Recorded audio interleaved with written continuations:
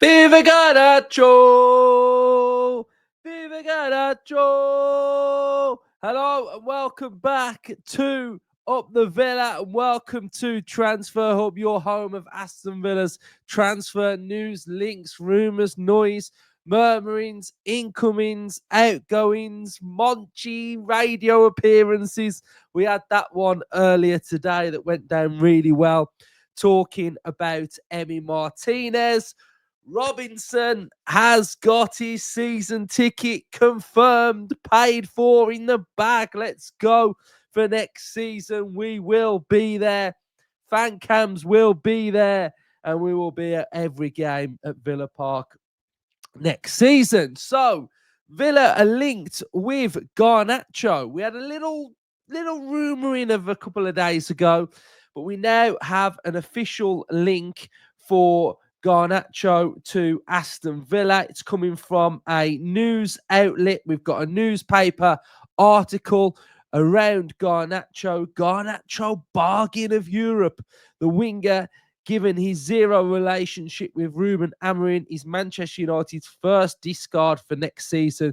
Chelsea, Naples, Aston Villa, Bayern Leverkusen attentive. As the article goes on, it talks about what's been going on with him at Manchester United. And then we get to the nitty-gritty of the Argentine. He's a footballer with a market. The transfer market values him at 45 million euros. Aston Villa is also aware of what happens in the coming weeks with Garnacho. And I imagine Garnacho is going to be one of these transfer rumours where we get a mixed bag. Mixed bag's fine. Be cautious, be excited, be optimistic. Say you don't want him. But on today's episode, I'm actually going to talk about why I do want him. And I'm going to show you where I think he could fit in with the Villa system, which is exciting. And it will show a different Aston Villa to what we saw last season. And I'm going to talk about a trait with Garnacho that I actually feel like is the trait we need. So we'll go to the tactical pad first. We'll just have a little look at not only Garnacho, but what could this position mean for Aston Villa? And I think it's really important. So whether it's Garnacho or not, stick with me at this part. So Garnacho predominantly plays on the left-hand side as a winger, a touchline hugger, someone like what Bailey was like the season before last for Aston Villa on the opposite side. Now, why I've put certain players in and certain players not is that this is partly to do with my thinking of how Villa could evolve and how Villa could look. So let's have a look at what we could look like first, and let's have a look at how it changes between what we actually do right now. And the subtle tweaks with this position means that it unlocks other positions and makes us a bit more dynamic and less structured in certain positions. So why I think it's important, and let's go back to last season. When did Rashford look his best? When did Asensio look his best? Looks like Asensio is going to be staying at Villa. So it's important that we still get the best out of Asensio. He was best when he had a winger on that left-hand side. So Garnacho hugging the touchline on the left-hand side. We would then have a winger on the opposite side doing exactly the same thing. So you can already start to see that we've got more pace. We've got more direct nature about us with two out-and-out wingers on both sides. What that would mean for the Villa system is that, in my opinion, it would be able to unlock Tielemans further. So Tielemans can go higher up the pitch and actively get into a front five. Now, Villa, within build-up, we want to be a front five. So this enables us to get to a front five quicker than what we normally do. Now, with that, it will unlock, and a lot of you will know that Ian Maatsen, a player that I think can play this central inverting hybrid role. Last season, towards the end, we started to see him getting into these areas. And for Dortmund, he was in these areas playing as a hybrid central midfielder, enables Maatsen to come inside and play a little bit more in there. Then we have sort of like more of a midfield double pivot vibe of your left back stepping into midfield, actively acting in these areas. Your winger stays wide, and then your right back is more of a stay at home, protect, defend, enables Kamara to just be a central midfielder, not have to come in here, not have to screen. But then if we need an overlap, we can get an overlap from a right back. That's fine. Kamara can drop in there. Tielemans can move in there. Maatsen can go into these positions. So this with Maatsen isn't something new. He's been able to play that. We've started to see it with Aston Villa when his heat maps are getting into these areas. So for me, this left-hand side is very, very important. And I think it needs to be owned and unlocked by a player. So it's something that I think could happen. I think it's exciting. I think it enables the team to be more dynamic, which is something that we all want. And I just think it's got a real good balance to it. Now, if we go back and have a look at what we normally look like, so we'd look like something similar to this. Winger could stay high and wide. We've got Rodgers, Watkins. We've got the left-hand side player that plays more inside. And then with our build-up, watch how more has to happen for us to get into an attacking position. Your left back has got to bomb on and get forward and make up that front five. And then your inside player has got to play through there. So if you actually look now at how we've adjusted to get to a front five, you've had to have your left back go from left back all the way into that area through there. So my subtle change, I think, enables us to transition a lot quicker. We then start to get a little bit more of a dynamic nature with our midfield because we don't have to have two stay-at-homers through there. So I think unlocking this left-hand side more could be quite crucial for Villa moving forward, and it ties in with what I expect to happen with Ian Maatsen next season as well. So we're going to talk about Garnacho now and some of his stats, but I'm hearing a lot, and I think it's rightly so, of Villa fans mentioning the mentality of the team. Now, I'm big on this. I'm big, and I'm very annoyed at Villa at times last season for mentality of big games, not applying ourselves, not winning, and not having that sort of confidence to just go on the pitch.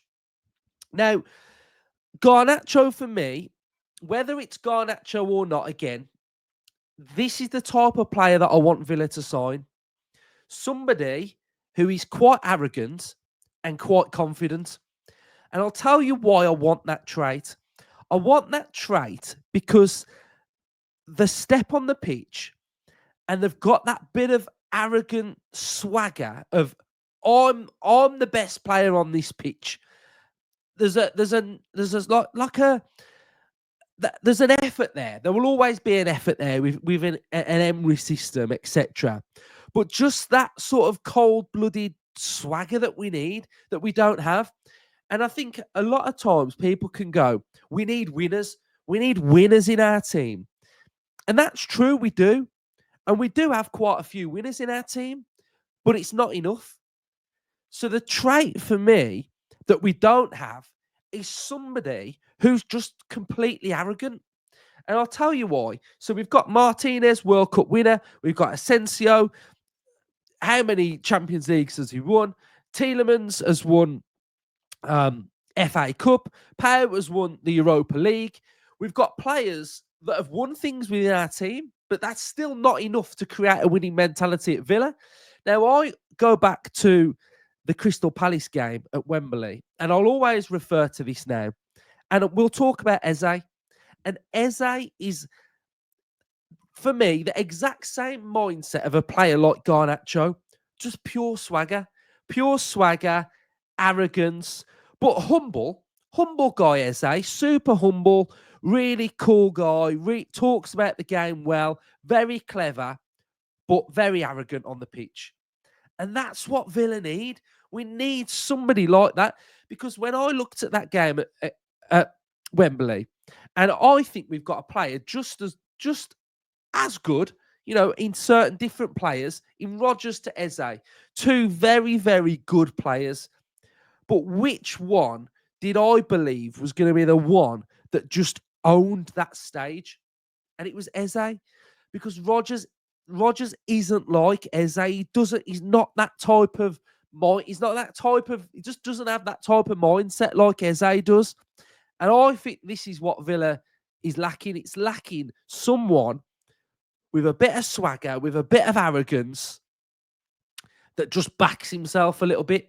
And Rashford's got it, but Rashford I still don't think he's got enough of it.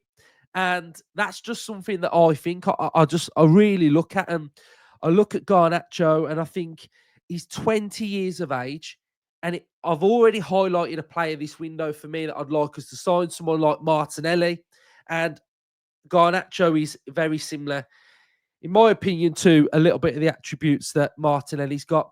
Pace, speed, compress well when required and when he does do it. I think he's got good technique. I think he's got good attacking intent. I think he picks up the ball in good areas. I think he's always a threat. Are there areas within his game that he needs to improve on? Finishing, yes. Decision making, yes. But could Unai Emery unlock Garnacho to be an absolute monster on the pitch? 110%. The kid's 20, and he's already shown within his short space of time in the Premier League that he's got ability. And to judge him on Man United with various managers is difficult, but I think there's a player there, and I think he could offer something to this Aston Villa team that we currently don't have. So if we have a little look at some of his numbers then, Argentinian, 20 years of age, strengths, high pressing, long balls, weakness, aerial duels, ball control. I think that sometimes comes into his decision making. We've got market value, 42 million. He can play left wing, right wing, or attacking midfield. If we have a look at his numbers in the Premier League last season, predominantly on that left-hand side, 6.81 SOFA score rating, played 36 games, started 23, scored 6 goals, and he got 2 assists. So the goals numbers there are better than most goal numbers for Villa if you take away Asensio, Rashford, Rodgers, and Watkins. If we have a look at some of his other stats, then 2 assists. He's got passing accuracy of 83%, own half 88%, opposition 75%. We've got ball recoveries per game 3. We've got successful dribbles 32%, total duels 138, ground duels 42, and aerials 11%.